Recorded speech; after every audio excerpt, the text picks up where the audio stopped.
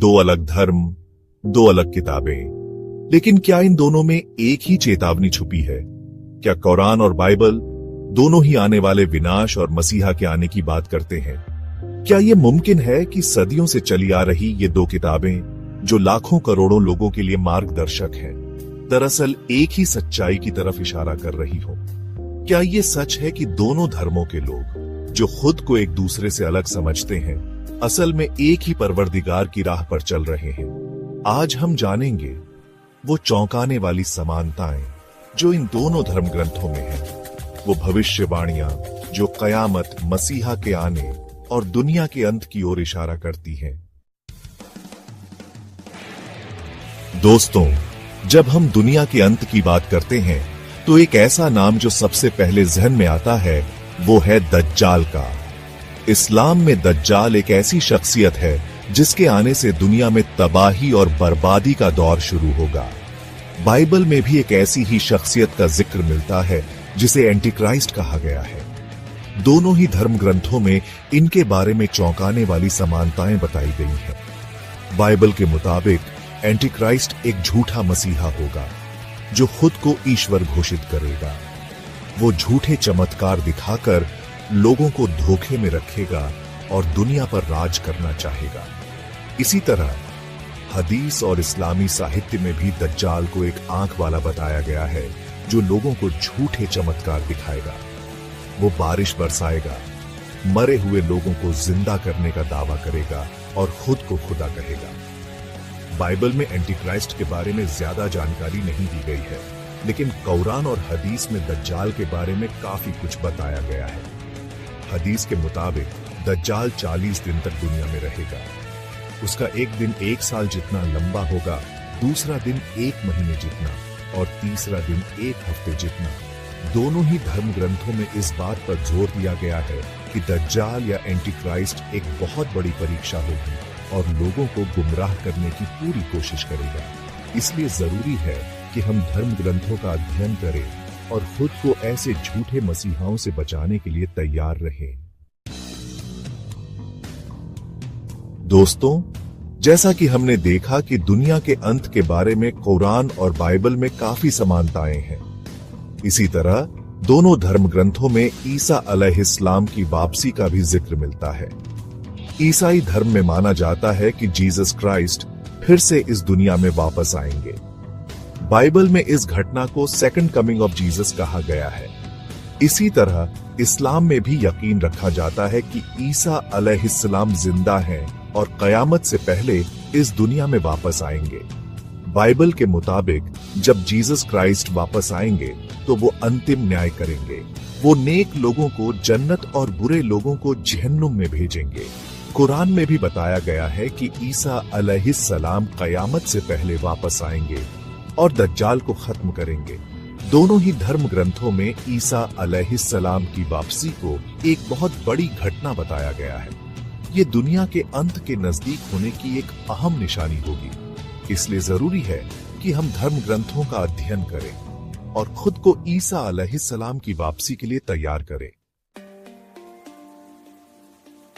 दोस्तों, कुरान और बाइबल दोनों ही धर्म ग्रंथों में कयामत के दिन का जिक्र मिलता है।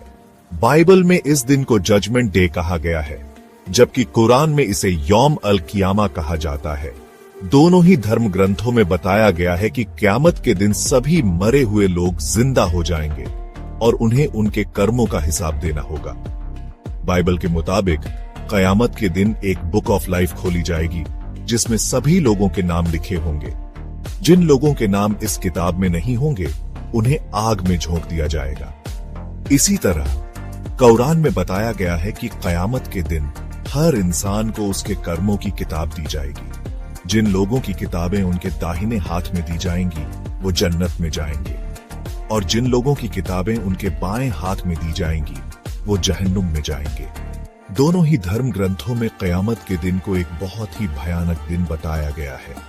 ये एक ऐसा दिन होगा जब हर इंसान को उसके कर्मों का हिसाब देना होगा।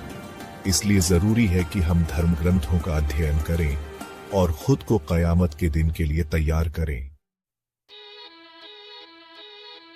दोस्तों, क्या आपने कभी सोचा है कि दुनिया का अंत कैसे होगा? क्या ये एकाएक होगा या फिर धीरे धीरे तबाही और बर्बादी का दौर चलेगा? कुरान और बाइबल दोनों ही धर्म ग्रंथों में ऐसे महायुद्धों का जिक्र मिलता है जो दुनिया के अंत से पहले होंगे। बाइबल में इस अंतिम युद्ध को आर्मगेडन कहा गया है। कहा जाता है कि इस युद्ध में ईसा अलैहिस्सलाम की सेना और दुष्टों की सेना आमने सामने होंगी। इसी तरह इस्लामी मान्यताओं के अनुसार कयामत से पहले एक भयानक युद्ध होगा जिसे मलहमा ए कुबरा कहा जाता है।